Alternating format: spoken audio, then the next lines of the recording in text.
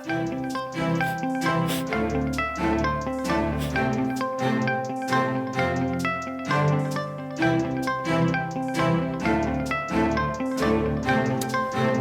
evening. Good evening and welcome to Stories of Amazing Grace. I'm Larry Souter. We're coming to you from Bixter Chapel at the Madison Church of Christ in Madison, Tennessee. Thank you for joining us on YouTube, Facebook, and by way of radio. And if you are ever in the Nashville area, be sure and come by and be a part of our live audience. We meet on the first Wednesday of each month at 6:30 right here in Bixter Chapel at the Madison Church of Christ. And look forward to having you here. Our theme scripture always comes from Romans 8:38 through 39. This time it's from the Message, and it says this: I am absolutely convinced that nothing living or dead, angelic or demonic, today or tomorrow, high or low, thinkable or unthinkable, absolutely nothing can get between us and God's love because of the way that Jesus, our Master, has embraced us. Well, no one wants or expects a child to die before their parents. It does happen. It happened in my family, and it happened in our guest family. Daniel and Jamie Hurd are here. They lost their 2-year-old son in a choking accident in December of 2015. Their story is a story of God's faithfulness through extreme tragedy, and you'll meet them in just a moment. But first, watch this video, a memorial video in tribute to William Hurd.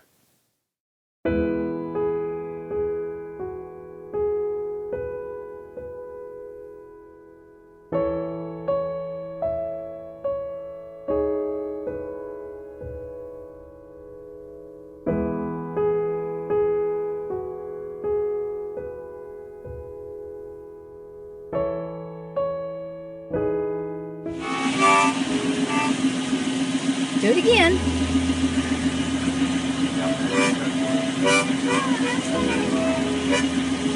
Yay!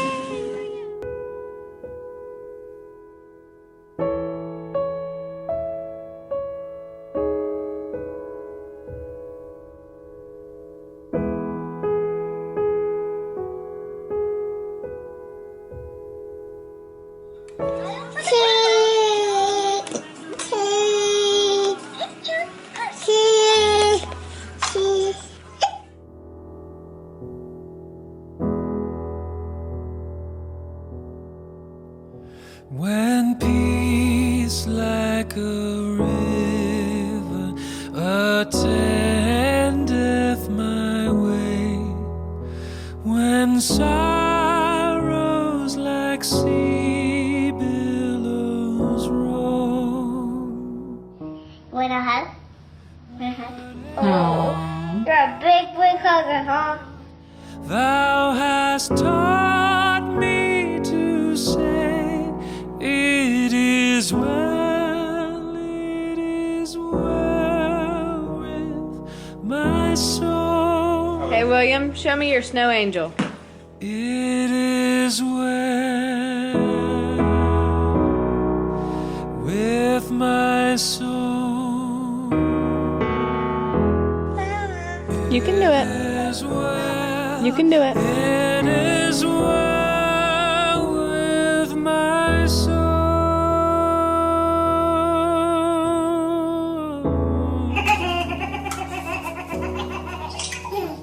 And Lord, haste when my faith shall be sight. Are you a little stinker? Yeah. Are you a stinker? Back as a scroll. The trump shall resound, and the Lord shall descend. Mama. Even so, it is well with my soul. It is well with my Come on, one more try. Ready, go. You can do it. It is well, it is well. You did it! Wow, putting in.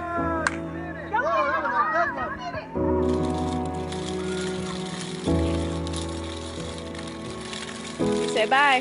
Bye-bye.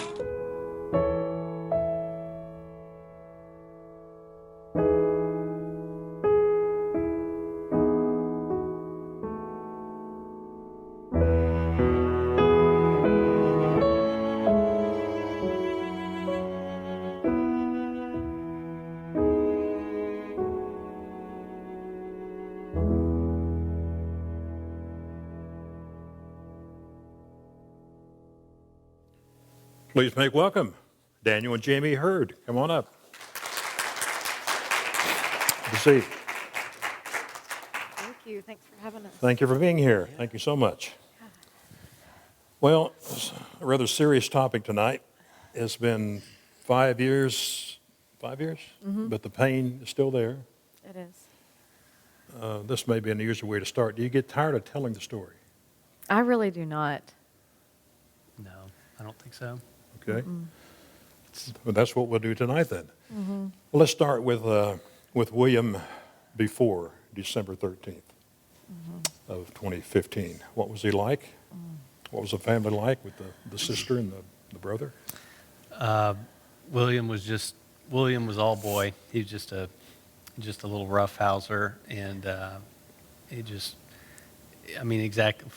a young father, exactly what you'd hope your little boy would be like. He was he was into everything. He was rambunctious, but he was also very sweet, and he liked to follow me around. He liked to follow his big sister around.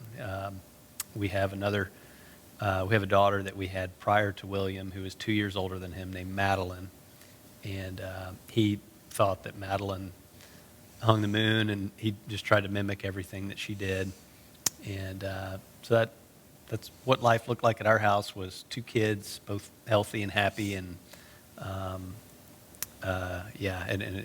leading up to his passing there, he was 2, and Madeline was 4 at that time.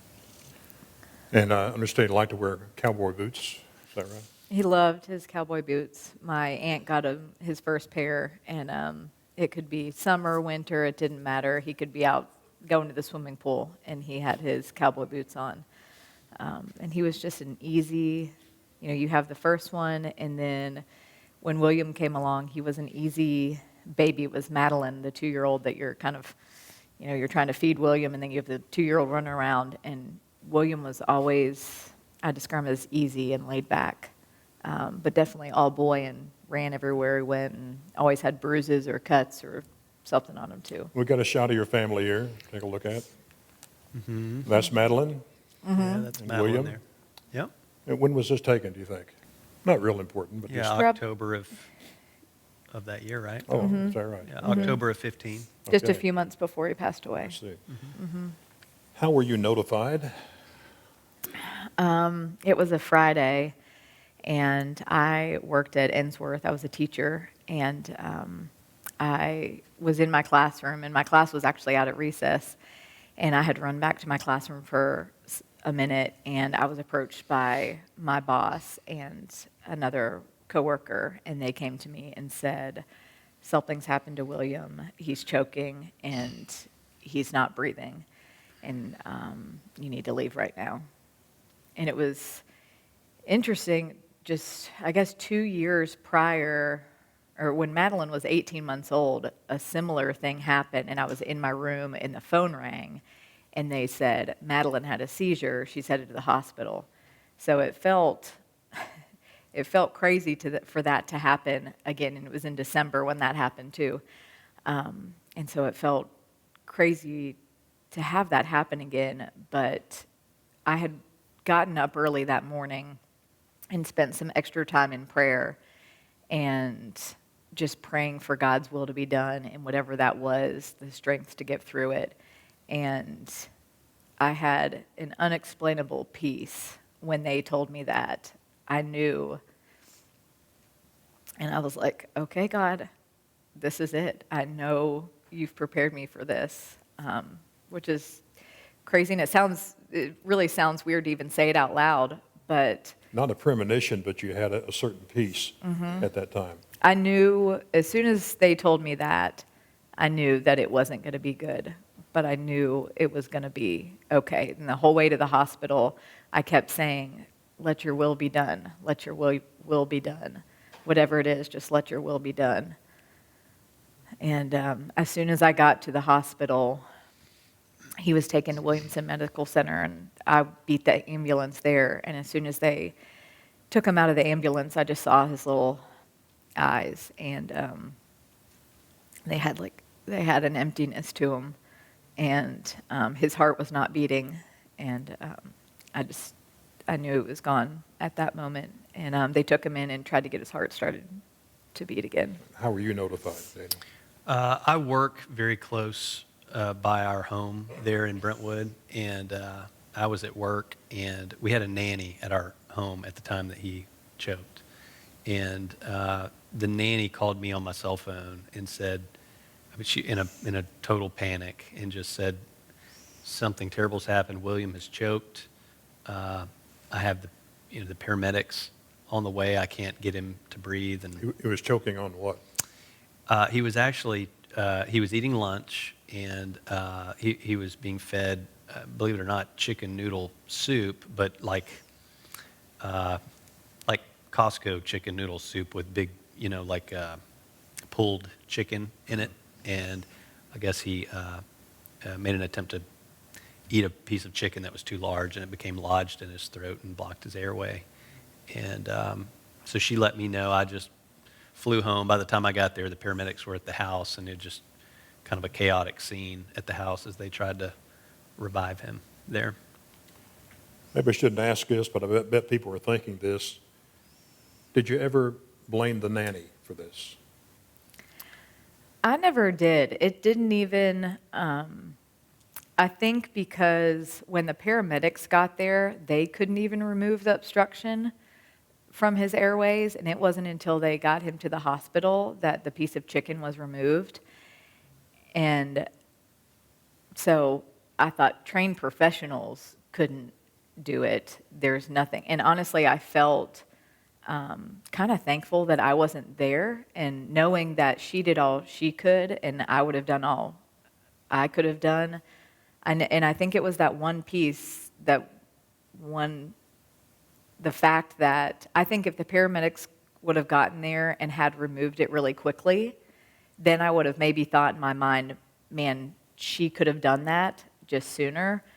But I consider that a gift that wasn't the case, because neither of us felt any, any blame He towards wasn't her. eating anything out of the ordinary that we wouldn't have fed him ourselves, and so no, we didn't blame her for that. In fact, it felt terrible for her to have to experience such a tragic event, at such a young age. So you arrived at the hospital, Williamson County Hospital, and you saw William, and what was... I did, and they took him in, and it was kind of a chaotic scene. And I just kept thinking, he's going to die, and all these nurses and doctors are going to watch this child die, and they're going to lose faith and think, why would God let this child die? And I was given, the Holy Spirit took over my actions, words, everything, and I was like, okay, I need to think of a prayer to pray over William whenever this happens, and just say, it's going to be okay, like God is here, God's with us. And so that's really all the time they were working on him. That's what I was thinking, is how to pray over him after. And people started arriving. Our small group leader arrived at the hospital, and the doctor came over, and he said, we have one more chance to give him the last dose of medicine to try to get his heart start to beat again. And I had kind of known that it wasn't going to work. And then it did. And they said his heart started beating again, and we'd like to transfer him to Vanderbilt. And so I rode in the ambulance with him down to Vanderbilt. And when did you arrive at the hospital? I arrived first You were there first. at Williamson. I rode in the ambulance from our home to Williamson, Misunderstood. Okay. and then we left from there to go to Vanderbilt. So you were in the ambulance, and understand that you had some questions in your own mind. You were writing a Facebook post. I did. I kind of thought, do you have it? I was sitting in there, and William's in the back, and the driver's there, and I had called some people on the way from work to the hospital, and just said, "Be praying for William. He's choked." And I asked the driver. I said, "Do you think it's weird if I post on Facebook and ask for prayer?" And he was this younger guy, and he was like, "I think whatever you want to do now is fine." And I was like, "Okay." So this is what I wrote on the way to Vanderbilt. I said, "We serve a mighty God who woke me up early this morning to pray. I now ask for your prayers for William. He choked and is being taken to Vandy as they try to get him breathing again. We rest in God's love for us and his plan that surpasses our understanding." And when we got to Vanderbilt, they got him stable back in the room, and he was on a ventilator, and got him stable there, and friends and family. And I think of someone going through something like that now without family and friends being allowed to come to the hospital, and just how sad that is, because we were so surrounded by friends and family the whole time we were at the hospital, and that made such a difference, to be loved on and to walk out of the room and go to the waiting room and have people that didn't know each other standing in circles praying for our family and delivering us food and everything. But I was confused when we got to Vanderbilt and he's stable. I just didn't know what happened, what was going to happen next, because he'd never... Was that a sense of hope then, that he was going to come out of this? Not for me. He never had any signs of brain activity. Wow. So for me, I didn't. I never, I mean, this sounds crazy too, I never even prayed for a miracle. I just prayed for God's will to be done, and I had such a peace that he wasn't going to make it. If he would have maybe had some signs of any brain activity, but there was never any signs of brain activity. This is a shot of the hospital. This is a day or two after. This is the same day. When is this picture? We arrived Friday after he choked at lunch, and we arrived at Vandy that afternoon. And this was taken on Sunday. We didn't know how to handle bringing Madeline to see him. She was at the house whenever it happened, and we actually nanny shared, and so our best friend's little boy was there as well. And Jack was down for a nap.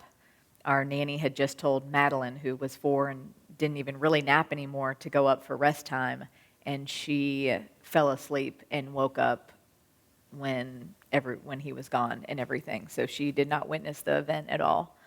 And so we called some church leaders, child psychologists, and kind of Vanderbilt child life specialists were incredible during this time, because you only have a certain amount of time. Like, as time passed, we realized there was no sign of brain activity, and it continued to be no sign of brain activity. And you have those few days, or maybe a few hours in some people's case, and those child life specialists came in and just really took care of us, and because you can't get that time back. And so we decided to bring Madeline in. We took her to the garden at Vanderbilt, and they gave us an iPad, and they had pictures of exactly where she was going to travel in the hospital, and they had pictures of William laying there with all the tubes and everything, because part of me thought, do I want her to remember William surrounded by tubes in a hospital? And we just decided and knew that she would want to see him. You look so happy here, which is... I know. Doesn't seem to fit somehow. But. People that came to the hospital were just, I don't know, it was sad, but at the same time, we had such hope and faith and knew exactly where he was and where, his future, and he was in a better place than all of us. And it was people that came, there's just like, this is not what I expected it to be like. And here we're, this is us interacting with Madeline as she tries to make sense of what's going on. And so probably my guess is just a moment of her speaking to her brother. How did she process it when she first got the news? She was 4. She's always been very mature and very verbal, and to the point where we're like, she doesn't stop talking. Whenever she started talking, she didn't stop talking. And now we see exactly why God made her like that. And when we first told her in the garden, she said, well, I bet I bet Baxter, who was our dog who passed away in that summer, who by the time she knew Baxter never sat around, didn't like the kids, was grumpy. And she said, I bet Baxter's licking William's face right now. And which was a sweet, thought for us. And then she got up there and sat on his bed and looked at him, and she said, Mom, I wish William wouldn't have died. And I was like, I know, me too. And she said, but he's alive in heaven. And I was like, you're right, he is. So she, she obviously was very sad and devastated, but I think God just protected her little heart in that. In the days to come and time after that were hard to see her without a sibling. 2 years of having a little best friend by her side that adored her and followed her around to then being by herself was difficult. But lost a companion. Yeah. Well, his death allowed someone else to live. Tell me that story. Yeah, it was Saturday morning, so it happened Friday, and we woke up Saturday morning. We stayed at the hospital, and they said, we have a meeting with the What's Next guy. And I thought it was a funeral planner person. And so we get in this room, and it is a guy, Tony, from Tennessee Donor Services. And he said, we would love to present you with the option of organ donation, and kind of explained what that meant, said, kind of took us through what would happen, the process, because I was very confused. Like when his heart started beating and we got to Vanderbilt, I was just so confused as he's stable back there on a ventilator. What happens now? And so Tony took us through organ donation and said we might have to keep him on a ventilator longer so that more organs are able to be matched. And then what happens is they take them into surgery and they turn off the ventilator halfway through surgery. And as soon as he started talking and saying these options, Daniel and I just looked at each other and we were like, yes. For me, it was such an answered prayer because we had so many people praying for us, and this seemed like something redeeming from William's loss, and immediately something to kind of provide a little spark in our darkest times. And so we didn't even really discuss it much. Yeah, it didn't take long to come to the decision to participate in the organ donation. And I don't know, it doesn't take much imagination to just picture, especially for us at that time, a young family with a child who, maybe they're watching their child go downhill, sick, ill, organ failing, and just hopeless.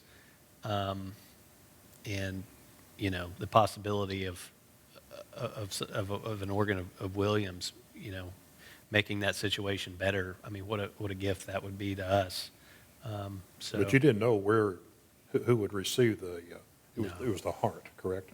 Yeah, and you actually kind of go through a checklist, and I think we checked everything as far as what to donate.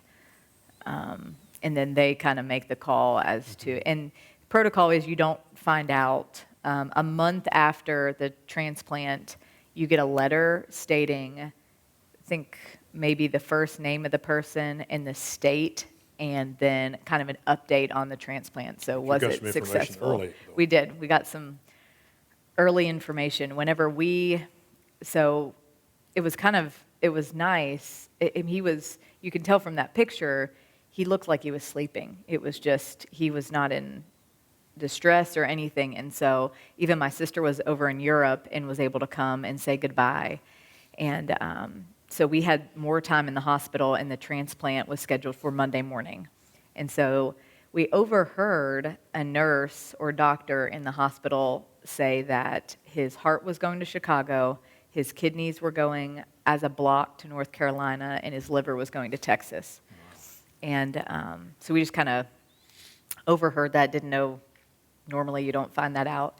And but then when we got home on Monday night, I guess it was on Tuesday, some friends were over, and someone said, "Did you hear about Ava?" And I said, "No." And my other friends were like, "We weren't going to tell her." And they said, "We think we know where William's heart went." And I said, "What do you mean?" And so they showed me this little girl, Ava, in Chicago, got a heart transplant on Monday, the same day that William had his surgery. And through Facebook, through someone sharing my story and someone sharing Ava's story, 2 people were connected to both stories, and they called each other and said, "I think that William gave his heart to Ava." And so they talked and called one of my friends and said, "Does she know any other information about it?" And they said, she overheard someone say that his heart was going to Chicago. So we're looking up on the internet. Ava has a following in Chicago. They were followed by the news some.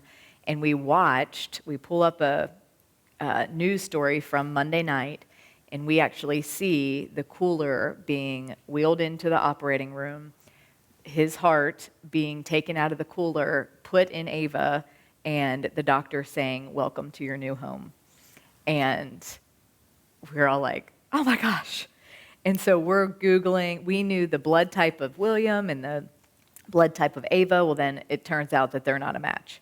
So then you can imagine the scene. It's like me and all my friends, and it just gave kind of a spark. We were even excited about looking this up. And so we look it up, and then we decide, oh, they're not compatible. And then one of my friends is like, "I found an article that in kids under 2, the blood type doesn't match or doesn't matter." And so we're like, "Oh." So then I'm like, I'm going to write the mom. I'm going to send her a message. And I look over at Daniel, and I was like, "I think I'm going to send the mom a message." And he was like, "No." It's like, "What are you doing?" And I was like, "Okay."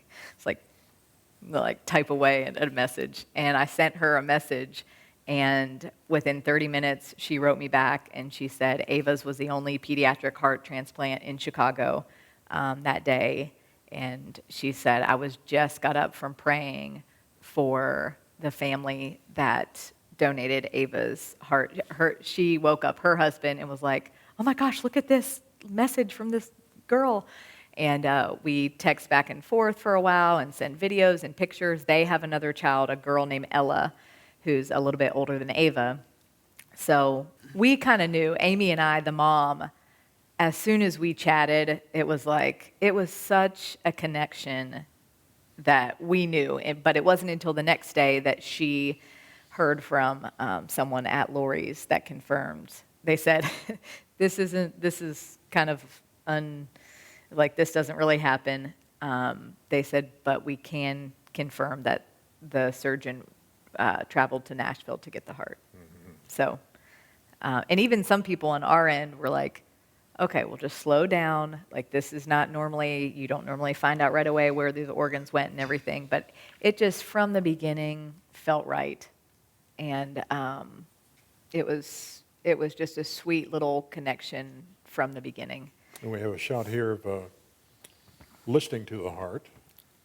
Mm-hmm. If this is Ava, this is you. Mm-hmm. Yeah. So we actually went up, so that all happened in December, and then we planned a trip in March up to Chicago to meet Ava. And we attended a fundraiser. It was 300 of their closest friends, and actually went to the fundraiser and went to their house first and had kind of a private meeting and everything. And like I said, from the beginning, it was just a sweet, effortless. When we arrived at their house, you kind of had a build-up of December to March. We had talked and everything, and that one was like, okay, we're going there to meet them. And I have a sister that lived in Chicago at the time too, and so we went up to her house and drove to see them. And we get out of the car, and I'm like, "Where's Madeline?" And Amy's like, "Oh, she's in here playing." And I was like, "Okay, it's going to be just fine." So everything was fine. Everything was fine. It was. What went through your mind when you listened to the heart? Did you think of it as being William's heart or Ava's heart?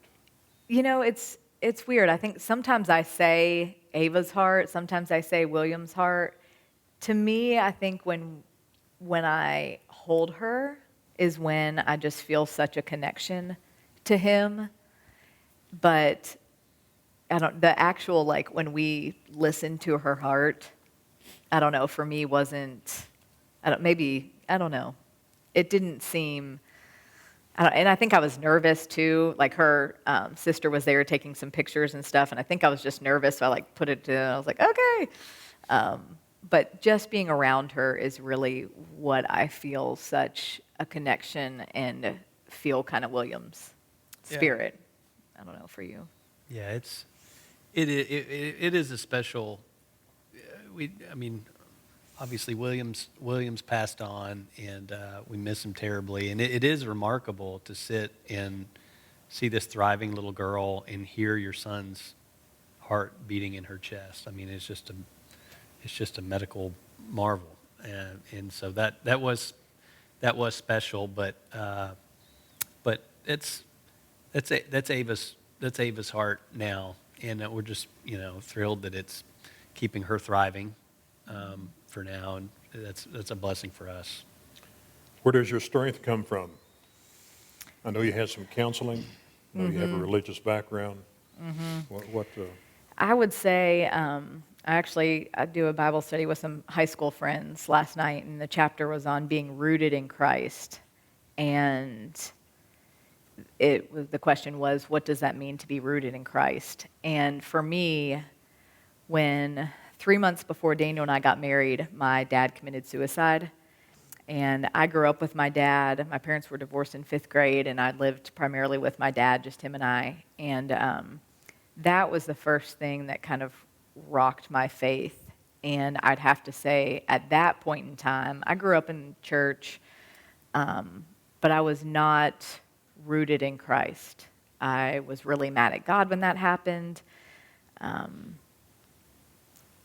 don't know, the way I handled my dad's death as compared to how then I can look back now and see how God was preparing me for William's death. And I think experiencing that, I was in counseling for 9 months before my dad passed away, which saved my life, honestly. And then continued, we immediately went into counseling together after William passed away, and I go back, as needed.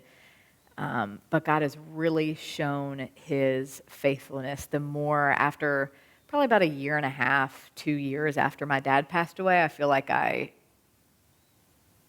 kind of was at a better place. We now go to a church that we love, and so I spent a few years just hearing the gospel and hearing the truths and leaning into it and studying the word. And so by the time that this happened, that Friday, I truly meant, I want your will to be done. That's all I want. I know this world is temporary, and I know that I'm spending eternity somewhere else, and thank God for that, because this is not my home. And I got to a place truly rooted. Now, that doesn't mean I don't struggle, because I definitely do, and that doesn't mean I don't have hard days. But ultimately, my hope and faith is in God, and that has made all the difference walking through this tragedy. Your father committed suicide, your son died. If that's not enough, your brother, your half-brother, drowned. That's correct. Tell me that story. Yeah, about 6 months. I guess it was about 6 months after William died. My father and his wife and 3 children live in Bowling Green, Kentucky, right up the road here.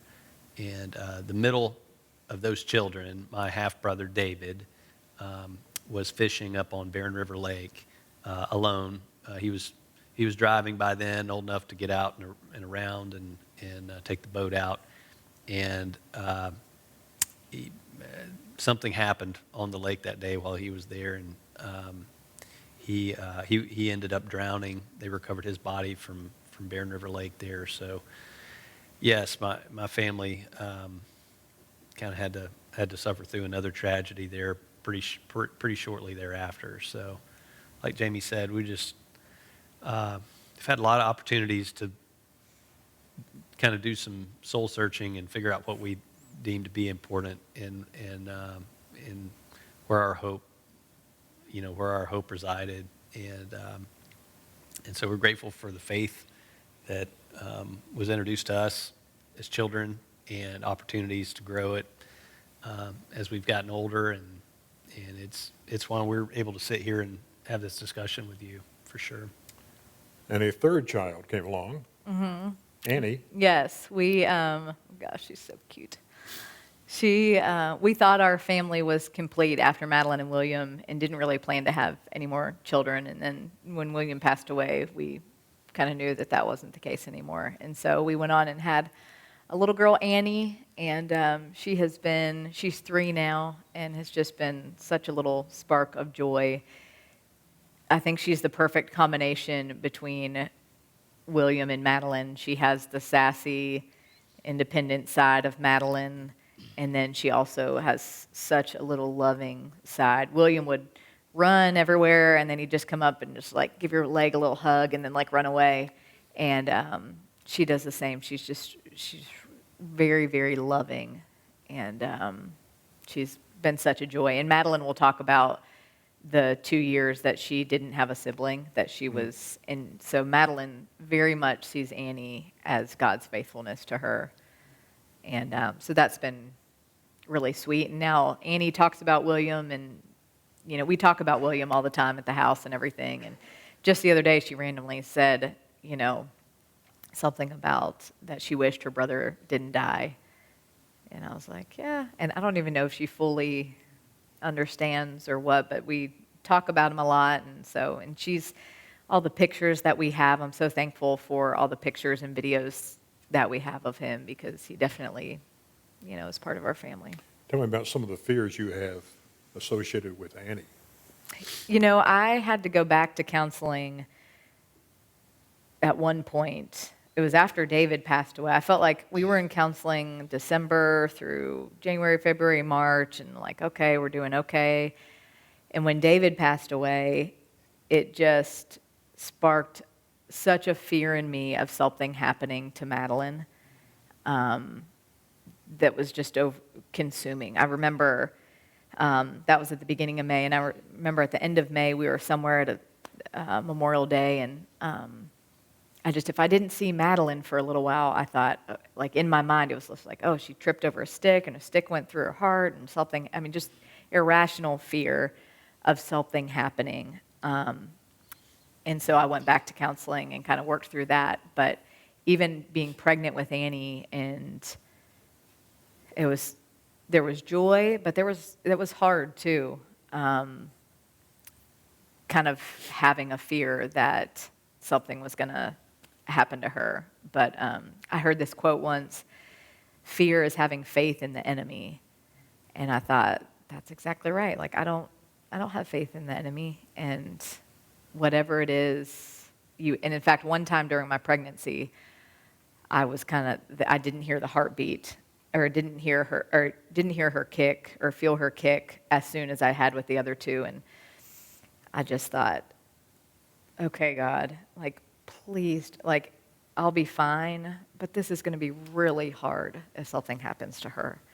And everything ended up being fine, but I'd say I struggle with fear sometimes, and just trying to not allow it be consuming and overwhelming. I luckily do not have a fear of her choking.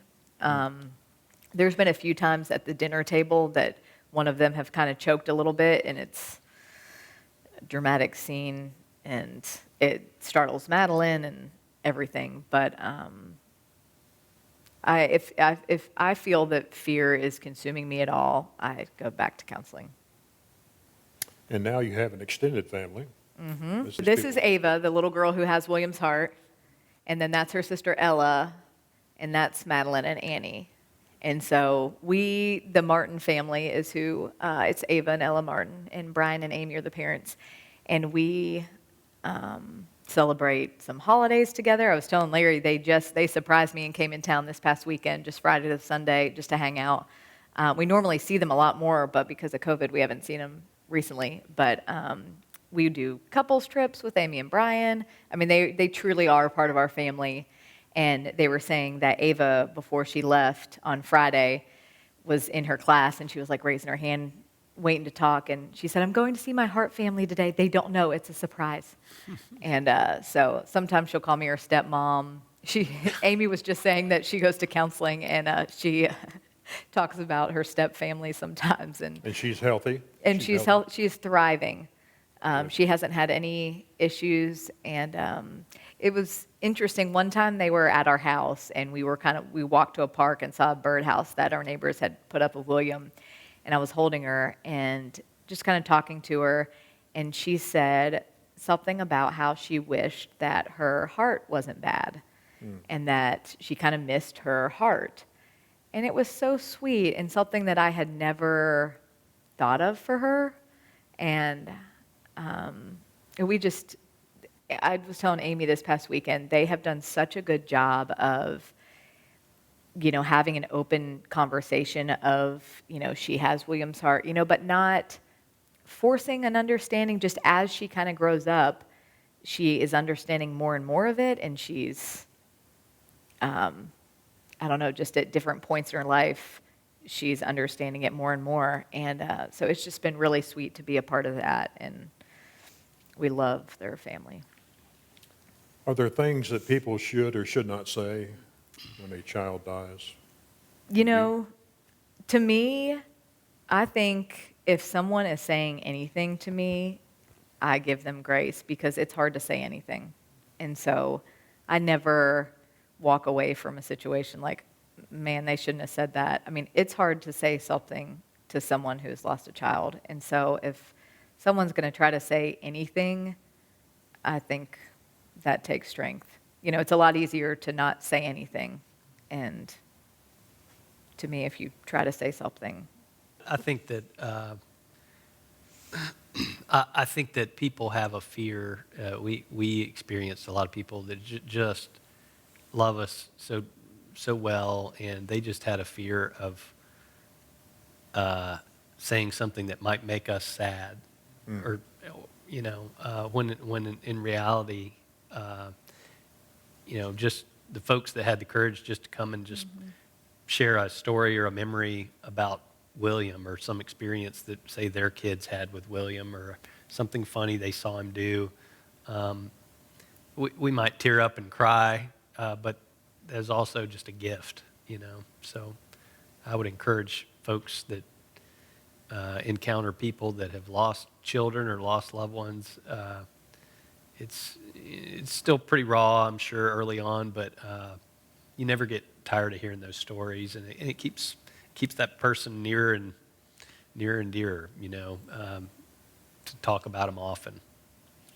I've heard you say in a previous interview, and I believe you said here also, you really long for heaven right now. The death has made you more aware of the temporal nature of life, or what? Yeah, I do. If Jesus would come back today, I'd be perfect. I was ready yesterday. I think since William passed away, I've left teaching and started a nonprofit, and hear stories Tell me about that. Faithfully Restored. Faithfully Restored, faithfullyrestoredwomen.com, if you want to check it out. But we take in prayer requests from our website. We have 4 founders. Another one has lost a child, and then one is a 2-time breast cancer survivor. and the other one dealt with infertility and has adopted 2 children. And so not only do I have the experiences in my life, now my job, I hear about women going through different tragedies. And it's hard and heavy, but spreading the hope that this is not our home is healing for me. And I do. I know there. I mean, the Bible is full of the promises of a place with no more tears, and just the promises of heaven. And I long for those days. And I think we can't even, what we think is good here, and it's not even that I long for William. I just long for heaven, and I long to be with Jesus. And I know it's going to be so much greater than anything that we've ever experienced here, and I'm ready for it.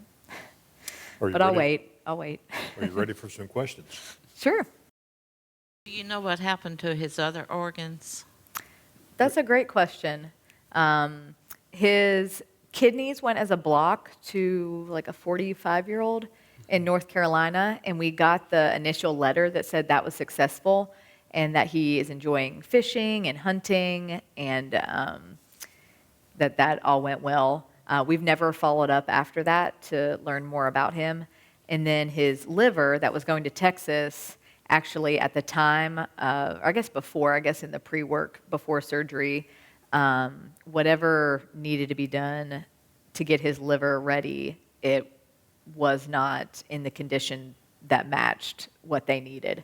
And so they tried to match, and they said it never would have bothered him at all or anything, but they tried to match, called a few other people. But so the only thing that was able to be donated was his heart and his kidneys. You didn't already have an organ donor card signed for him, did you, No. that age? No. No. No. Yeah, but that's something I always promote is organ donation, because it has been such a gift to us. Mm-hmm. And like Daniel said, if we could give 6 hours or a week we would have taken that time with William. And so if we could have provided that to someone in need, it was And a what was the no-brainer. situation with Ava? Did she have long to live if she didn't get a transplant? Or She was in the hospital. She waited 111 days for a heart. She was in heart failure, and they said at times she was even like getting cold, that she was in extreme heart failure. And they knew when Amy was pregnant, they knew that she had a heart condition. And so she had a few heart surgeries leading up to that, and then went into heart failure. Thank you for being with us and sharing that story. Mm-hmm. Thank you so Pleasure. much. Yeah. Thank you so much. Well, thank you for watching Stories of Amazing Grace tonight. And we encourage you, if you have a story of amazing grace, don't be afraid to share it with someone. It may bring them closer to Jesus. Thank you for being with us, and we'll see you next month on Stories of Amazing Grace.